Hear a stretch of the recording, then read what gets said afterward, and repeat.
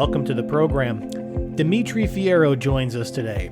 He is a sustainability communications and marketing consultant, climate content writer at The Cool Down, contributing writer at Sustainable Brands, and sustainability communications contributor at the Environmental Media Association. He's based in California, where much of his education and research has been done, and he's here today to talk to us about some of the initiatives that have been taken up in that state, the largest of the United States, around the issues of environmental sustainability at the government and corporate level.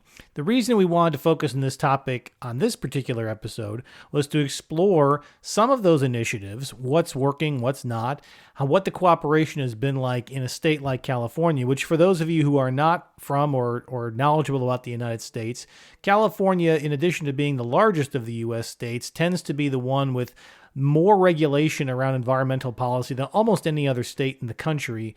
And there's a significant consensus of one party, the Democratic Party, that pushes many of these initiatives forward. So there isn't a ton of political opposition that can be mounted to these regulatory efforts. Whatever you feel about that politically, the key is that it's an environment where experimenting with different ideas and different policies can be done fairly freely. And whether you like the ideas or don't like the ideas, the point is we get some sense of what is and isn't working in the reactions from the business community, from the population as a whole. And what works then can be taken outside to places that maybe have a more complex regulatory or political environment. But the things that are not working very well, at least you have the opportunity to experiment in a large population center where you get a sense of how the public will engage with them. So we're going to talk about a lot of these issues in the next 45 minutes or so. Stick with me through the end. I'm going to give some parting thoughts based on the conversation that we had, and then we'll wrap up the program from there. So without any further delay, it is my honor to present to you my conversation with Demitri Fierro. Demitri, welcome to the program. Thanks, Brian. I'm really happy to be here today. All right. Would love to give an opportunity for you to talk to our audience about your background and what brought you into the arena of sustainability. Yeah, thank you for that. I'd say for me, it's been at this point still, it's been a long and winding journey. I've really enjoyed the path this passion and interest has taken me on.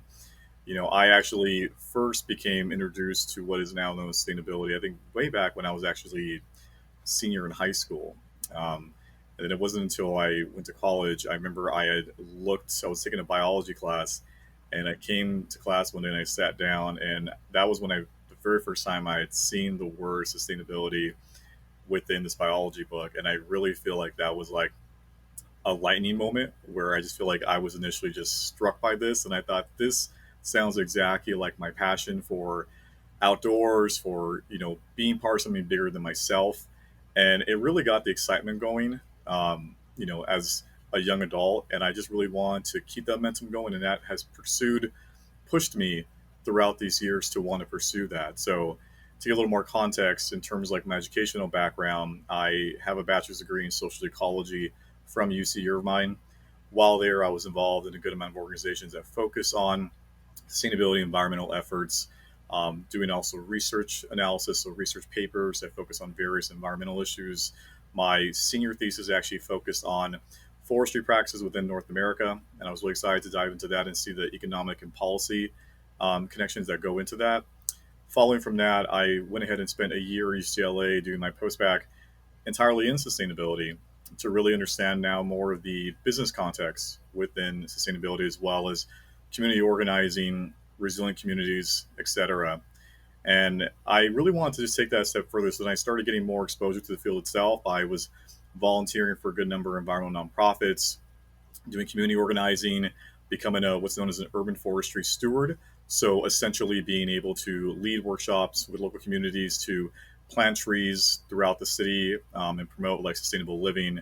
And just, again, to continue to grow from there, where I went ahead and took the leap and went to graduate school. Funny enough, in the middle of COVID, I did it, I think, in 2021. So a year into COVID-19, I did an MBA in Sustainable Solutions and from Presidio Graduate School up in San Francisco. And it was everything I thought and hoped it'd be. I was given the opportunity to really look at how to use business as a force for good, looking at the business through the context of the environmental and social connotations with that, And I really feel like it was just a very robust experience to be able to see ways to create positive, lasting change in the work that I get to do daily. And so from that, I've been really able to enjoy not just utilizing business, but also the power of storytelling. So I've written it for a good number of publications. A few include GreenBiz, now known as Trellis, Sustainable Brands, the Environmental Media Association, and most recently the Cool Down, where I'm a weekly climate content writer for the publication. And so I very much enjoy just being able to exchange insights and talk about issues pertaining to this, to our society, to our environmental well-being, and yeah, hopefully be able to do what I call my moral obligation to leave a lasting impact. So I'm very happy to be here and talk to you about these things today, Brian. And thank you so much for joining us. So, you have a particular knowledge base and expertise in the state of California. For listeners outside the US, you may know that's the largest of the United States population wise, and has become sort of a laboratory for other states here and really internationally on a variety of issues. So, can you give us a sense of some of the initiatives, the programs that California has been pioneering in this space and where you've seen successes and maybe things that didn't go as well? Yeah, no, that's a great starting off point. I was born and raised here in California, so I'm from Los Angeles County. Originally, did my graduate degree up in the Bay Area, and I very much enjoyed going to grad school up in what's known as Northern California because I definitely love the forward-thinking policies that are in place for sustainable business. I do know for the fact that the state is really focused on being forward thinking when it comes to renewable energy. So having the what we know calls the just transition to a clean economy, if you will. So, for example, California is voted as the most solar friendly state. We are one of the top five ranking states in the country for sustainability initiatives. Um, we've been, I would say, an example of what policy can look like that it really benefits communities in the sense that in late 2023 there was $100 billion net zero pledge with and a new climate accountability measures that were initiated as well, and that essentially was having a sort of fund, a portfolio toward net zero where carbon emissions from investments are evenly balanced with carbon reductions. And the idea behind that was that it's a new effort that would commit $100 billion, excuse me, toward climate solutions by 2030, and also ensure corporate accountability through the sale of investments that do not have a credible plan to reduce carbon emissions. And to expand on that, the state itself was this. They recently signed a bill where companies that are doing business in the state would have to disclose their carbon emissions. So it's a publicly traded company that is making X amount of revenue, a certain minimum, they would be required now to disclose their carbon emissions when doing business in the state. So I think that's a really good example of just how holistic the state is in terms of getting not just folks, but larger corporations to be accountable, be transparent in what their environmental impact is. A concept of that is known as materiality, whereas we're looking at either the effect a company has on nature, so natural capital, and then vice versa. And that kind of extends more to what's known as double materiality. So I'm very much excited to see all the initiatives that are happening in our state, and also that it could be a good example for the rest of the country to take up their own initiatives to make a better society and a better natural world. What has the business community in California been like? Have they responded well to these? Have they been working with regulators and local officials to craft these new measurements? Or I know in the beginning, many years ago, as these initiatives were first being discussed, there was a lot of hostility from the business community. So let's start there. What are you hearing from, and what are you seeing from the business leaders and industry leaders in California?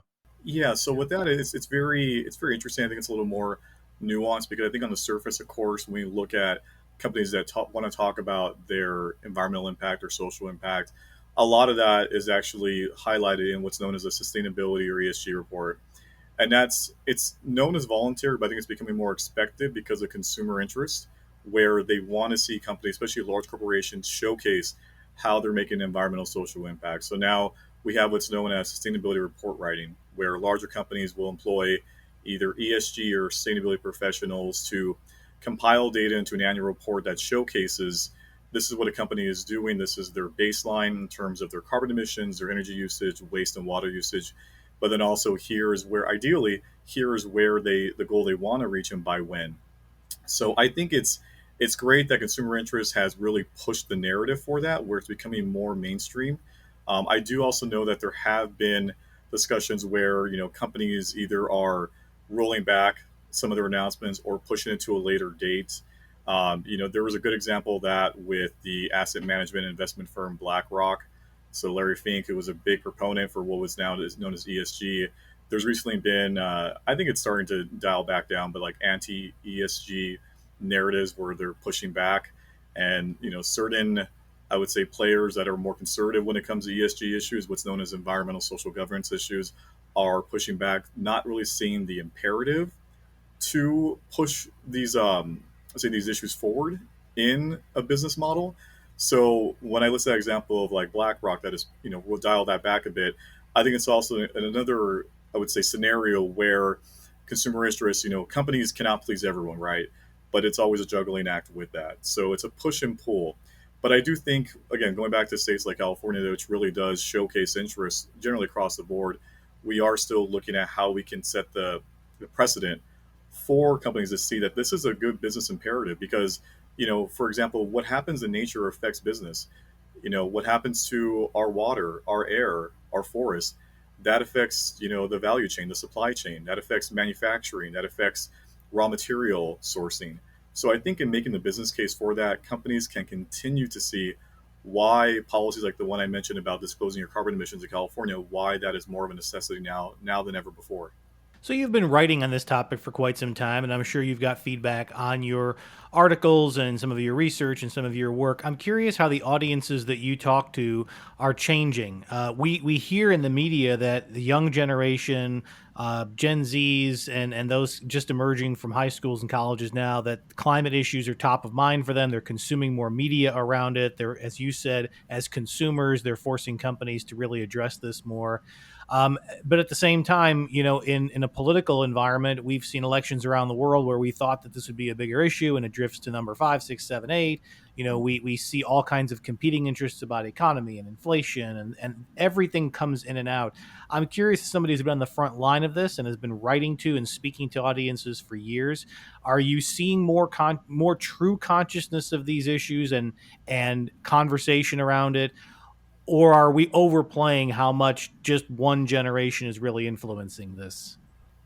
So I think it's two pronged, right? I think when we're speaking specifically, let's say on the youth, let's say in the U.S., the youth of today, I think there is a tremendous consensus on the importance of climate issues, especially climate justice, because Gen Z and even millennials, like, these are generations that are to this point the most socially conscious, and a lot to do with social media, a lot to do with the political climate we're growing up in.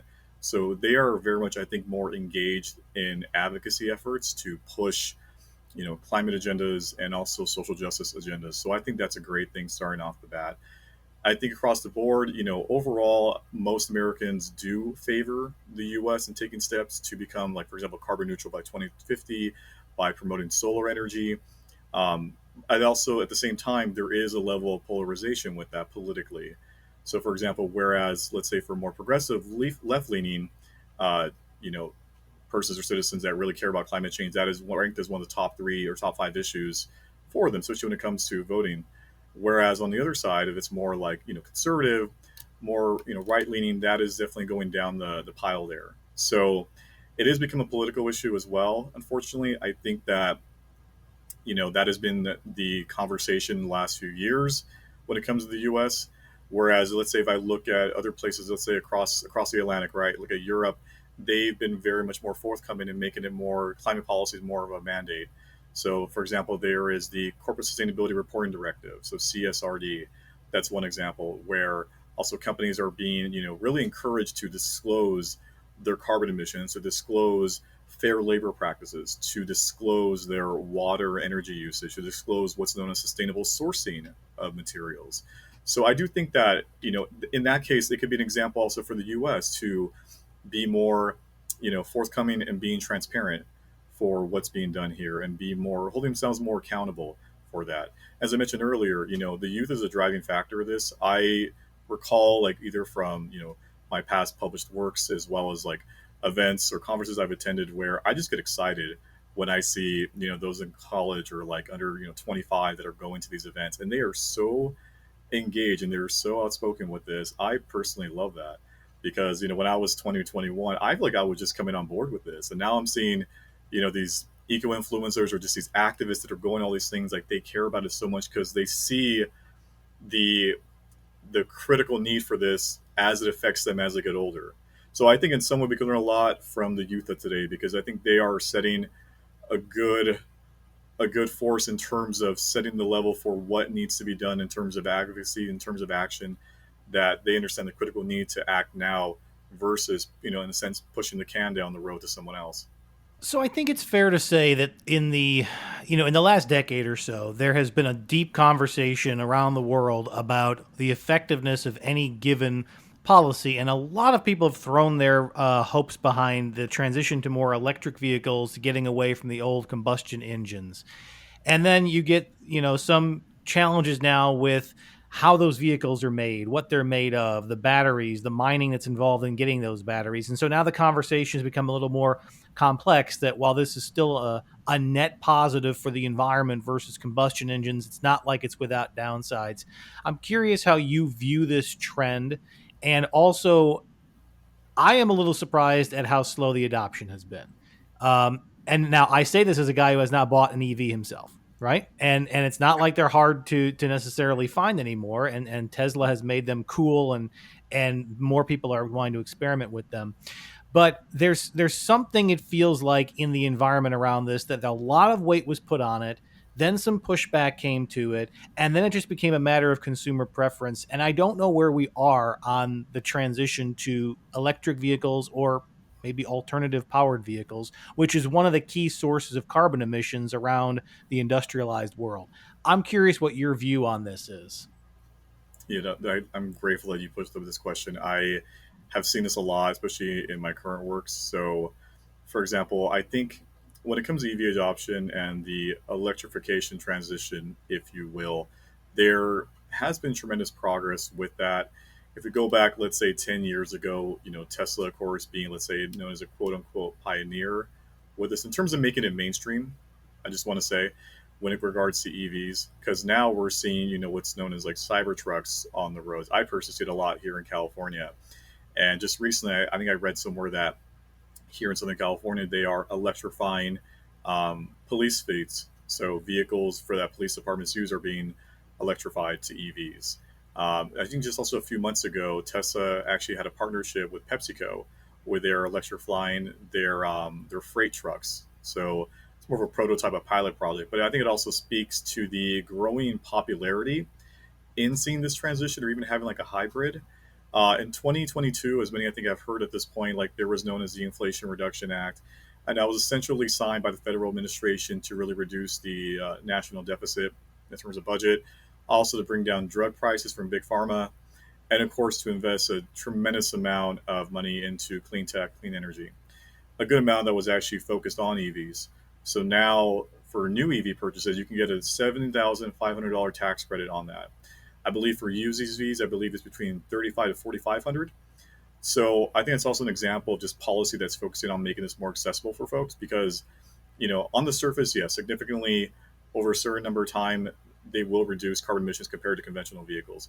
The argument with that on the other side is that looking at, as you mentioned this right now, about, let's say, lithium ion batteries. So the manufacturing process, like how does the process of mining for the batteries that are completed for EVs, how are they contributing to climate change because of the carbon emissions that are needed in that process? How is it affecting those local communities? Are they being paid a living wage? Are they being treated ethically and with fair labor practices? So that's been an argument as well. And I can see both sides of that.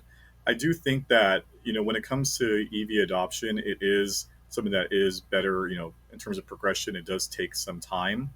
Because I know that, there's always issues when it comes to, oh, we're doing this for the betterment of society, for the environment, but also look under sort of like what is not being talked about with this progress or with this initiative. So I do think when it comes to, creating an EV charging fleet and whatnot, we're seeing more popularity with that. And the reason why the Inflation Reduction Act, or IRA, was created was also ideally to make it, more accessible for folks to have an EV, to purchase an EV. That's always been, I think, a general concern with folks. When I talk to colleagues or friends, they usually come up with the idea and they come to me and say that, it's too expensive, or I don't see the value in that, or they think it's more just, virtue signaling. I do think on the whole, though, it does have a good amount of benefit. yes, I can understand the argument of terms of manufacturing for raw material sources that lead to the creation of EVs. But I think that's also that awareness is a good thing because it also allows us to mitigate and say, okay, well, what can we do to reduce, emissions in the upstream process? And by that I mean, I referenced this earlier in raw material sourcing and manufacturing, and then even towards like transportation to distribution to factories to retail. What can we do to lower the carbon emissions for EVs throughout the value chain so that we can make sure that that process is as transparent as we want it to be? When you think about the societal shift that it has taken to get even to this point, it took a lot of time. And so, what we are always warned about is time is not on our side when we're talking about global temperature rise and the resulting environmental impacts of that. And yet, something like EVs has taken more than a decade to even get where it is, and who knows how long it will take to push it further.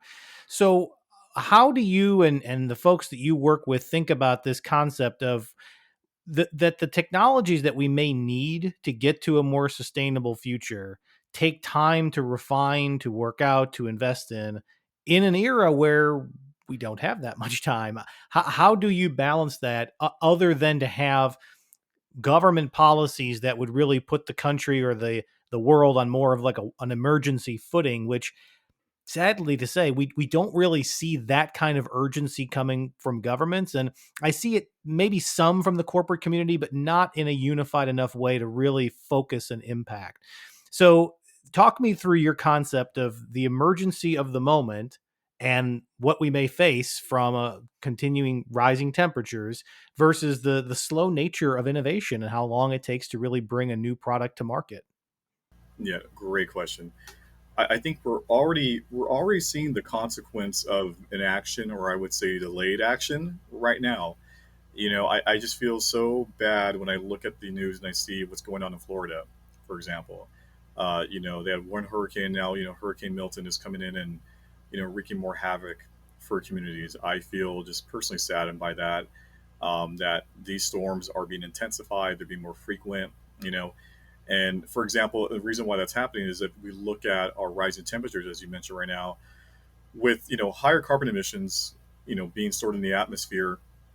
It creates an effect where it affects all other planetary systems. So, for example, our oceans can naturally act as carbon sinks, where we will absorb carbon in the air and it gets sequestered into the ocean. What happens with that, though, is that warming waters lead to more frequent and intensified natural phenomena such as hurricanes. So this is not something that is just a one-off thing. I think we're seeing in multiple areas. For example, where I live in California, we experienced another heat wave just recently. I actually read about a news post about that the other day, talking about the heat wave happening now in fall, and that's we're seeing more intensified weather events like this and what's happening in Florida, and it's happening more frequently. So I think it is concerning that when we talk about, like, for example, they had the Climate Week NYC, which is, for those that may not be aware, is kind of like almost like a Woodstock, or like, but this like a huge gathering of folks from across the sustainability community. So business, policymakers, NGOs, activists coming together. I didn't go myself personally, but I have colleagues who did. A lot of people coming together to talk about these issues, and that's also expanding across the country because this summer the Pacific Northwest had their own Climate Week. Here in Los Angeles, we had our inaugural Climate Week as well. So it's great to see that awareness is spreading across the country, because I think that awareness leads to conversation to promote action.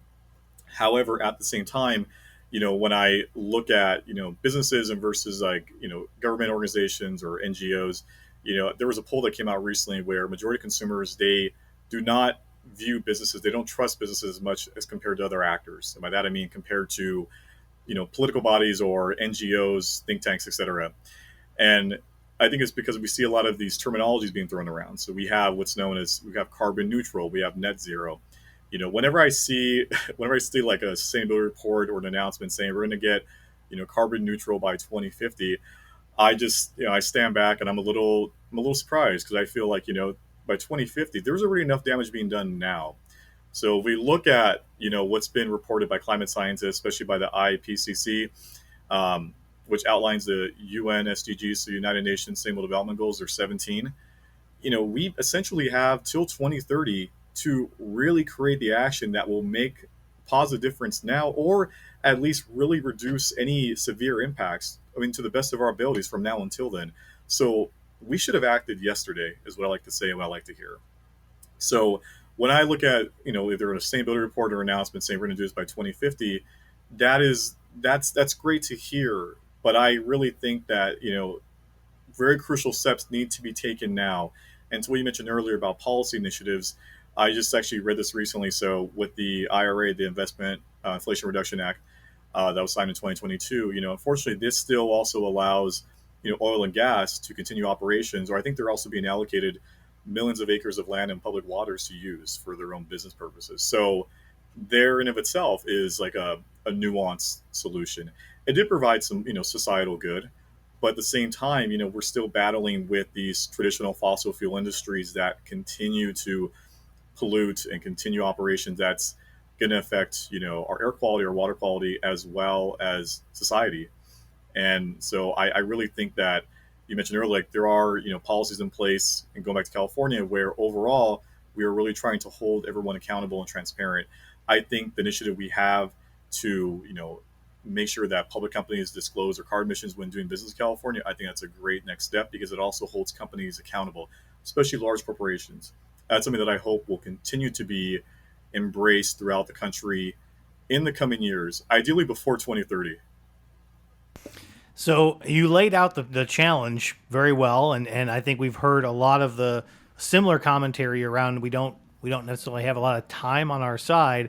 But as I go back to the original question of the technologies and the opportunity to make those happen within 6 years feels like a bit of a long shot. So let me reframe the question in this way: as you're talking to folks in this industry and people are thinking about what the future looks like, I am hearing an emerging group that I don't know how you categorize them, but they're the people who fundamentally believe that decarbonization is the right thing to do and that this is important for the long-term health of the planet, but they almost give up on the idea that it's going to be done in time to avert some of the worst case scenario effects of sea level rise, ice cap melt, natural disasters. And so they're advocating to include the concept of resiliency in the climate tech apparatus. In other words, they want to see governments invest in sort of flood control and in forest management and in resiliency for cities that are more prone to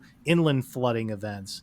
And so they're starting to mix a little bit of the preventative of stopping the worst case scenario, but also the preparing for the worst case scenario. And I'm curious how you think about that. It's almost like there's a defeatist element that says, we've already lost the war. All we can do now is put up some defenses.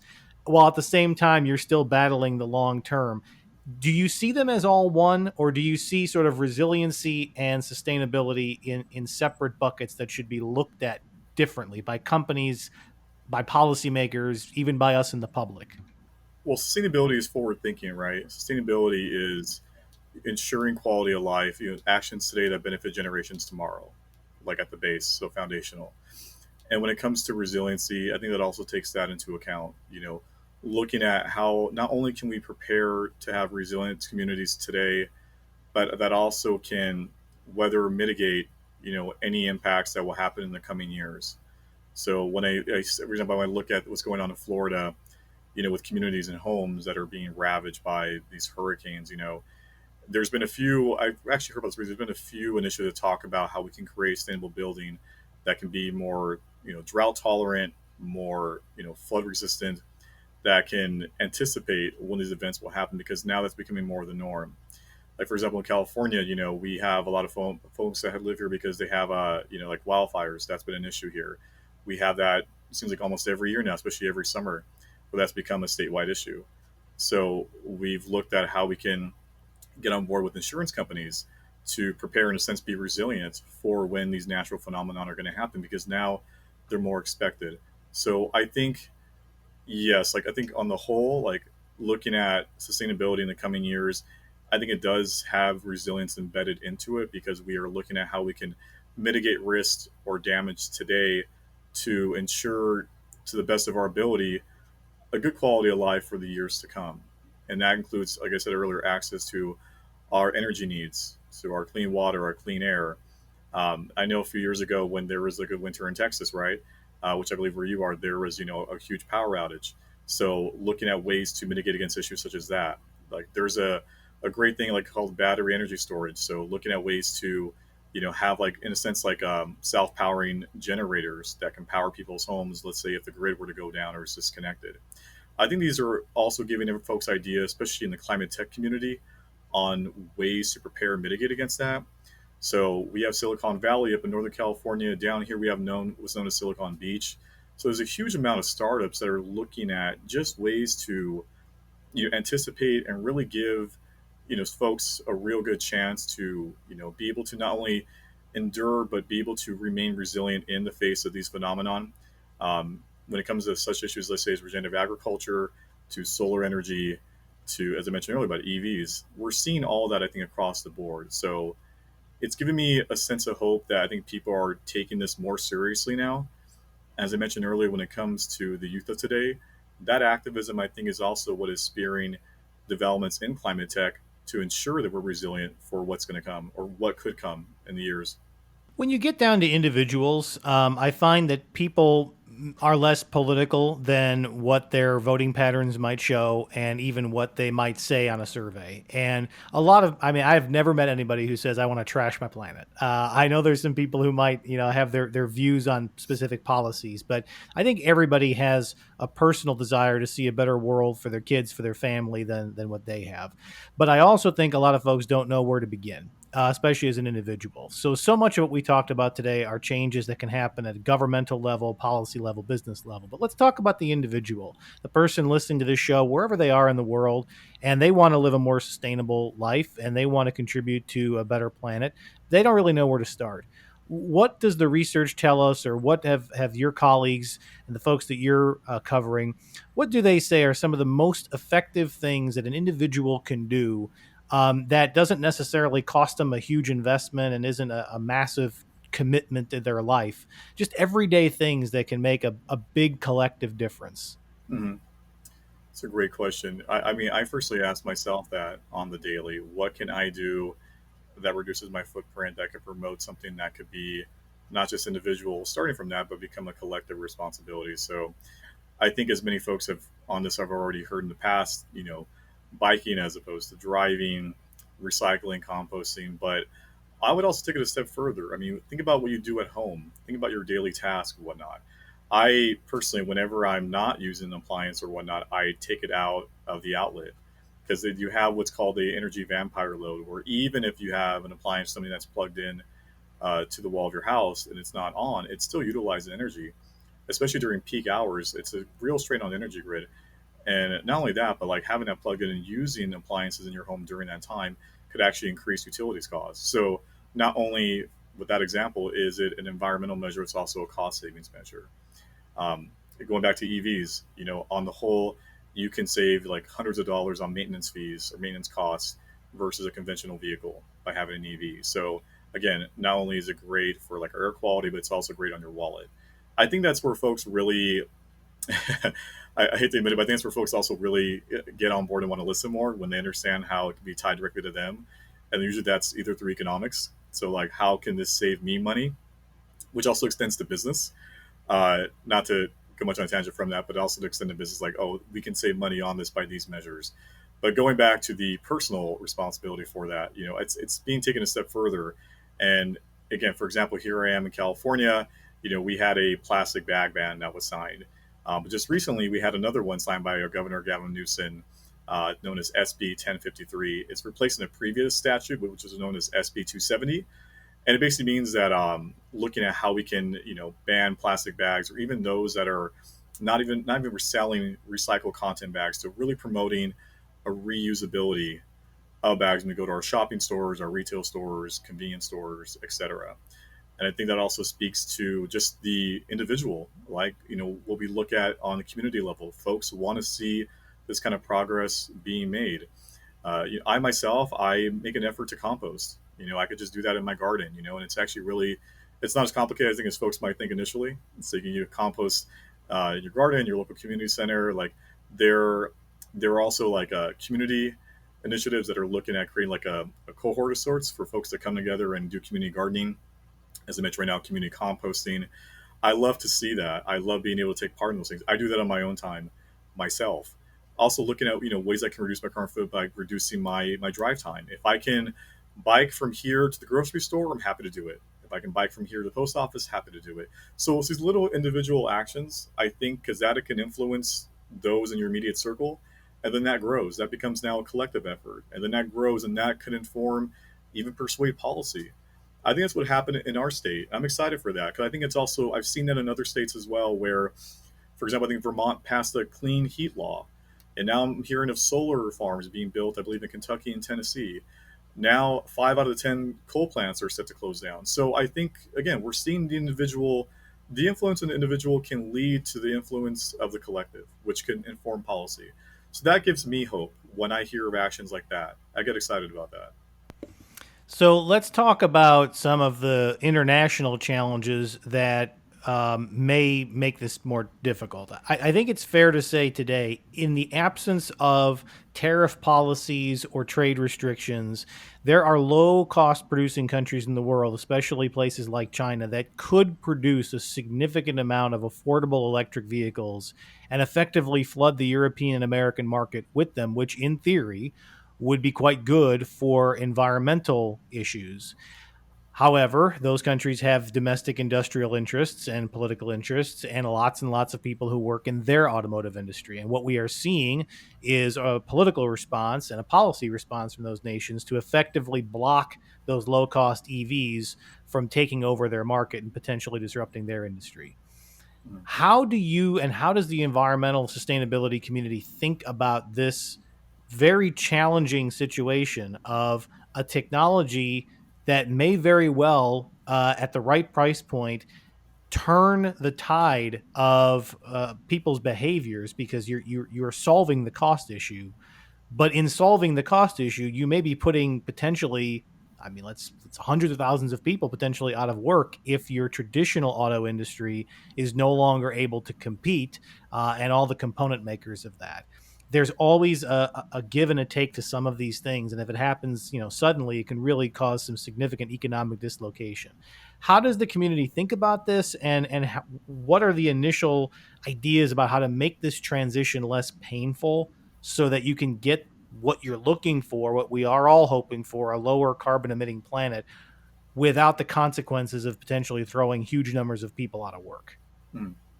Great question. And I think that's actually one of the top issues that comes to mind within sustainability when folks or policymakers think about things like that. So there's what's known as like upskilling programs, where at least here in the US, what was proposed by the federal administration on ways to, let's say, as I mentioned earlier in my example about closing down coal plants, and actually some are being repurposed to solar farms. So we use that, let's say, for the transportation sector, reframing or reimagining automotive manufacturers as EVs are becoming more in popularity. That was a great point you mentioned about, China really flooding the European market now with they are, touting out, a lot of EVs and making it accessible and affordable for folks. That's their goal with that. I think first off, it speaks to, as I mentioned, the popularity with that. It does lead to some competition, let's say, with domestic or US based manufacturers, yes. But I do also think that it's also signaling the interest with that. So, as I mentioned, with upskilling programs, these are initiatives that can essentially retrain folks that, let's say, they've been in the automotive industry for years. They've Traditional gas cars has been all they know, right? So there are programs in place to help the transition and make it easier for them so that they're not, as you mentioned, they're not left out of the conversation. They could still be part of this transition and effectively, like actively, be part of the solution. So I think that's great to see in terms of social and governance, like looking at ways to keep fair labor practices, making sure that folks are able to still make a great living wage to support families, to take care of their basic needs. It's not just kicking them out to the curb. So I think that as the EV space continues to grow, more folks are seeing a push to electrification. But when it comes to those, let's say, that are working in the industry, having these programs in place allow them to come along for that ride, to still be able to say, oh, well, I had these skills, but I can be part of the next generation, next wave of what transportation will look like. So that gives me also hope, and it also makes me excited to see how that grows. And as you think about where the technology gaps still exist, we talk a lot about electric vehicles, but we know that there's a lot of other sources of carbon emissions and other dirty fuels out there. Um, is there a particular technology that is just not there yet, and that we haven't seen an innovative breakthrough that if we would get to that, whatever that thing is, it would allow us to reprogram a huge section of our energy production or our transportation and just make a huge leap forward? It feels like right now there's a lot of tinkering on the sides here and there, but I haven't heard anything that really makes an airplane run more cleanly. Maybe I'm missing something, I don't know. But we still use jet fuel. We still have tons of power plants. We still have chemical factories. Like, we still have a lot of the things that, if we could find the technologies to make those cleaner, would make a big, big difference. Talk to me about where the technology is on that. I hear so much about climate tech and so many investor dollars going into it, but I couldn't tell you right now off the top of my head two or three technologies that are in development that in the next 2 or 3 years they're going to roll out and change everything. What am I missing? Yeah, I think when it comes to that, it's also still very much policy driven. When I look at, let's say, across the pond, I look at European nations, they are deploying a good amount of that. And we're seeing that trickle down to the community level. I actually read this recently where now I believe in Germany, they've taken solar rooftopping one step further, where now you have solar balconies where it's generating a good amount of the energy needs for these communities in Germany, I believe. And that's also spreading across Europe. So I think it's also like a policy driven initiative, right? There are a lot of technologies already at play. Of course, we know the essentials: solar, wind, hydro. We also have emerging tech such as like battery energy storage, carbon capture storage as well. Also, looking at carbon sequestration as a way to take carbon out of the atmosphere and sequester that underground. So that was a good point you made. There's a lot of tinkering with this. I think that with more investments, we could see these continue to expand. Right now, solar and wind is the ones that are getting the most expansion. With that, there are offshore wind farms that are being constructed.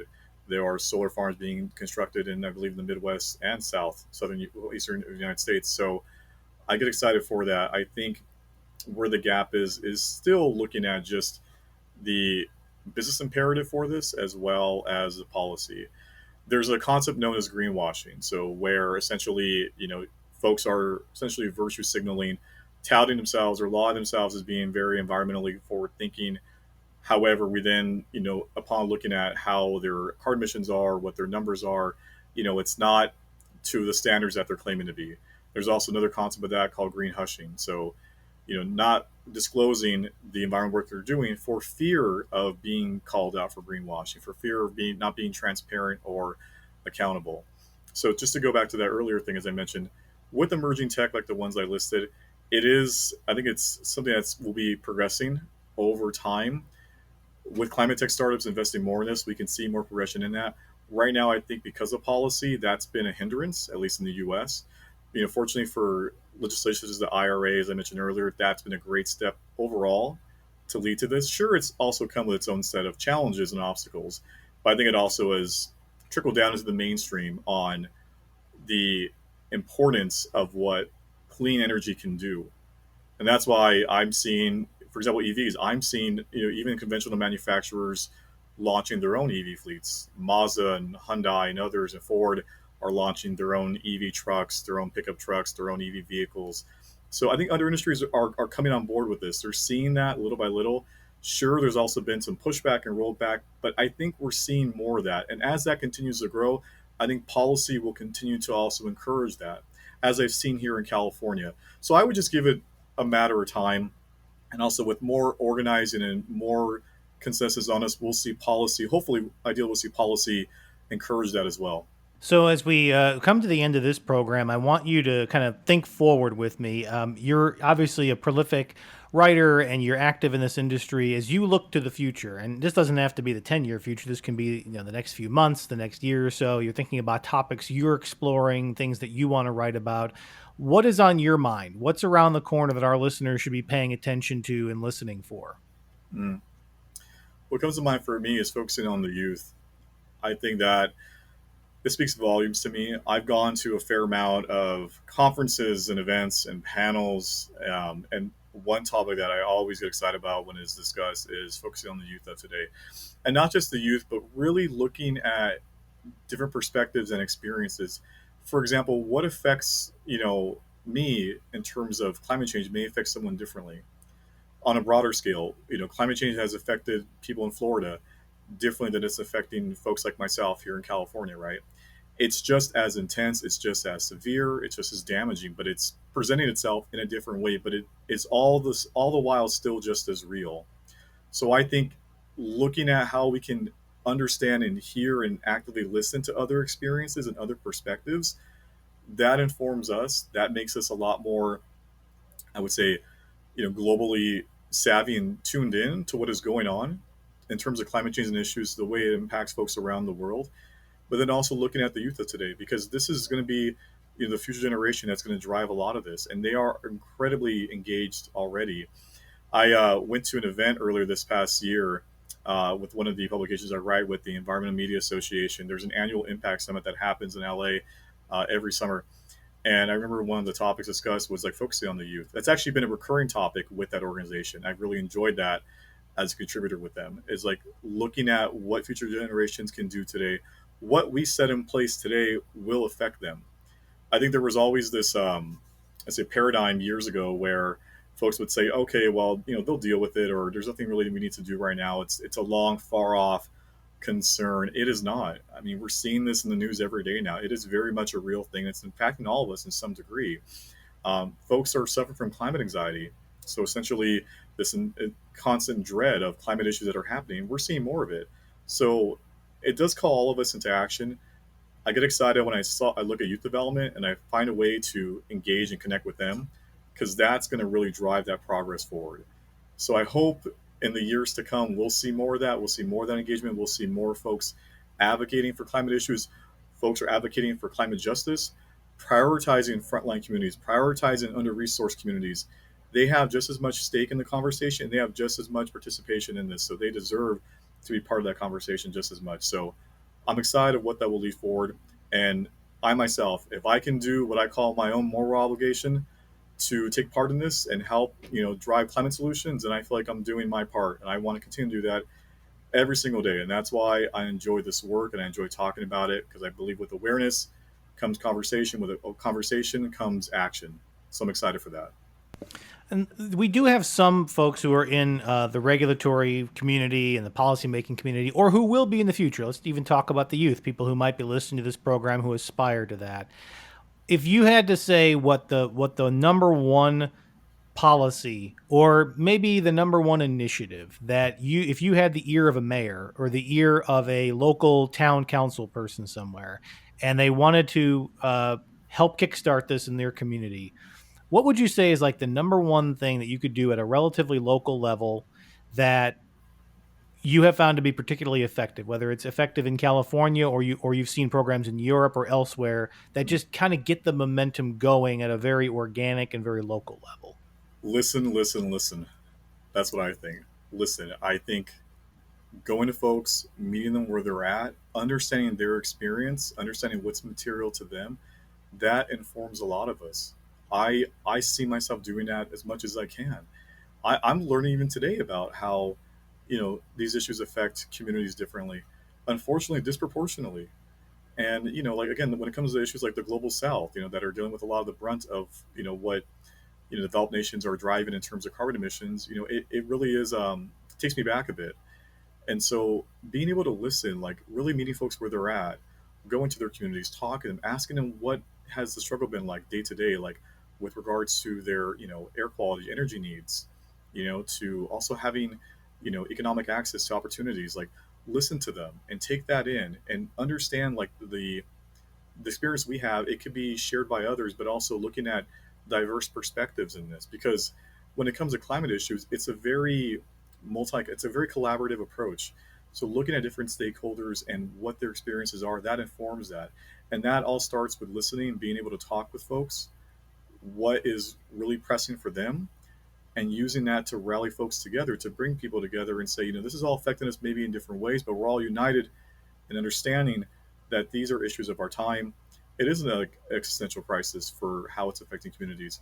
And we need to be able to be united in that to really drive these solutions forward. So, reiterating that again, just listen to each other, take in the different experiences, understand diverse perspectives, take that in and inform yourself with that. And I think that will drive action that will be very collective going forward. If people would like to learn more about you or your work, or they'd like to read some of your articles and posts, what is the best way for them to follow you? Great. Happy to share. It's follow me on LinkedIn, Demitri Fierro. You could also find my articles with publications such as Sustainable Brands, essentially just type it in my name, as well as with the Environmental Media Association. I write publicly for the Cool Down. You can find articles relating to different niches such as EV adoption, regenerative agriculture, climate tech, wildlife conservation, etc. So very happy to continue to be part of this movement, continue to write about it, to continue to engage with folks, and to keep this conversation going forward. We'll include some of those links in the description of this program. Demitri, you've been very generous with your time, and thank you so much for joining us today to talk about this important topic. Thank you, Brian. Thanks for having me. We have a global audience, and so not everybody listening to this program is familiar with some of the commentary in the U.S. political scene, or in some countries in the English-speaking world and some of the Western democracies. So I want to address one topic that is maybe unique to that part of our audience, but I think everybody should be aware of. And then I'm going to close with my thoughts on one element of that conversation.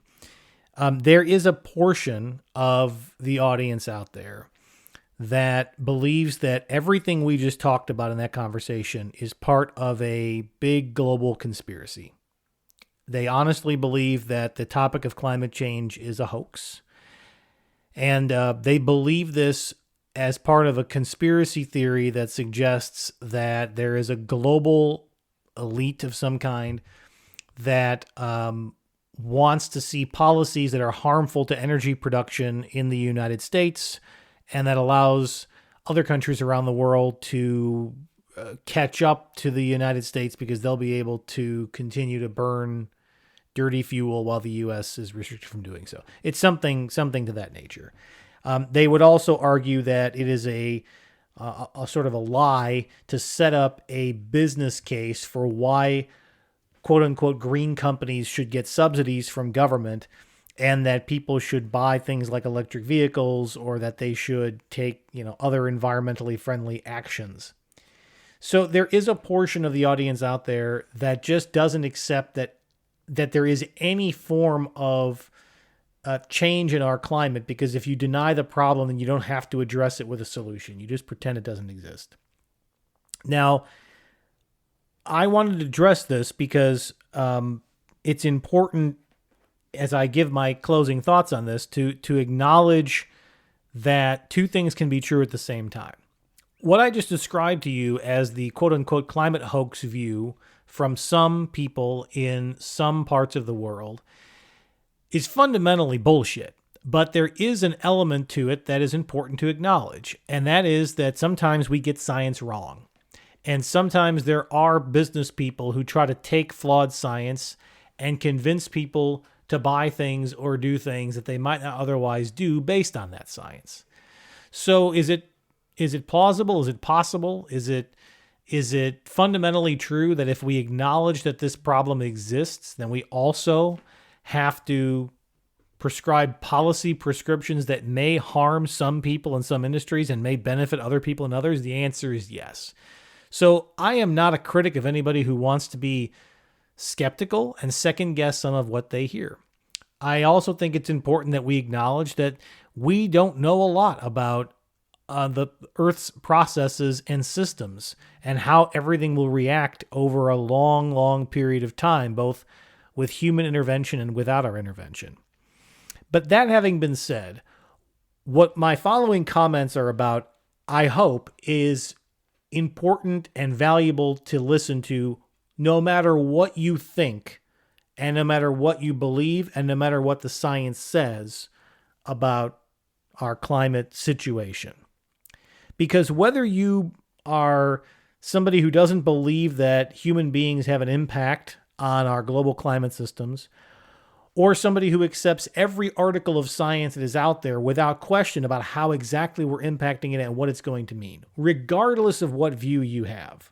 I do think there is a wide consensus that we humans have to adapt, that the planet is always changing, and sometimes it changes in unpredictable ways. One of the questions that I asked Demitri was this issue of time. And part of the reason that I have this question is because if we come to the conclusion that there is climate change, whether you acknowledge that humans have a contributing factor or not, there's almost nobody who can realistically look at the last 25 to 50 years of our planet and all the physical evidence that we have of a warming climate. There's almost nobody that can say that we're not experiencing that and it's having an effect on our weather patterns. But there is a question about what are we going to do about that? And I do think that there is a difference in the communities that say, let's try to reduce our impact on this by reducing the amount of fossil fuels we're burning into the atmosphere. And those who say, to heck with it, we've already passed the breaking point on this. Why don't we just focus on resiliency, on adaptation, on building the flood walls to our most vulnerable cities, on moving our populations? I actually think it's a both and. I don't think it's an either or. I think we have enough science that even if you don't believe at this point that human intervention has significantly contributed to global temperature rise, it's certainly not helping. And nobody who lives anywhere near a refinery or any sort of fossil fuel burning facility, or even in your own garage with your vehicle, no one's going to acknowledge that burning this stuff makes the air cleaner. And nobody wants dirty water. Nobody wants to be poisoned by toxins in the air or in your food. Nobody. So everybody, I think, is invested in the idea of having a more clean, sustainable planet. No one knows better than our agricultural community, the farmers and ranchers of the world, how important it is to live in harmony with the nature around you. So I do believe there's a consensus around this long-term push. Now, what role does, an electric vehicle have in that? I don't know. I do think that's more economically driven, but I do think there's a consensus around leaving the world in a cleaner and more sustainable place. I personally, though, don't think enough has been put onto resiliency. I do think there's a certain inevitability to some of the extreme climate conditions that are now baked into the future of humanity. The fact is, whether it's man-caused or not, we're going to see a warming planet. We're going to see stronger storms as a result of it. We're going to see major inland flooding events. We're going to see more extreme heat waves. We have to build more resilient infrastructure. We have to build more resilient communities and more resilient housing to deal with this. And I don't see this as controversial. For anybody listening to this show in any earthquake-prone part of the world, from California to Japan and everywhere in between, if you live in an earthquake zone, there's building codes for that. If you live in Florida, there's building codes for Category 3 hurricanes. If wherever you live in the country, whatever your exposure is to an extreme event, it's built into the building codes and it's built into the fabric of society. Go to any city or state in the Midwest in the United States in the spring. Pretty much everybody who lives there knows exactly what to do when a tornado warning is posted for their community. That is building in resiliency, preparation to avoid fear. I don't see why we're not doing something similar in the climate scenario. We know there are certain cities around the world that may be unlivable 50 or 100 years from now. Let's start making a plan to address that now. We know there's engineering that can protect communities from rising sea levels. Why are we not putting those things into place now?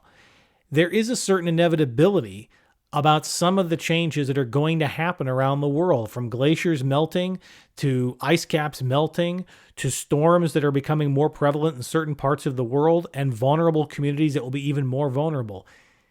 We can try to avoid some of the worst case scenarios over the next 100 years, but some of what may happen over the next several decades, the die is already cast.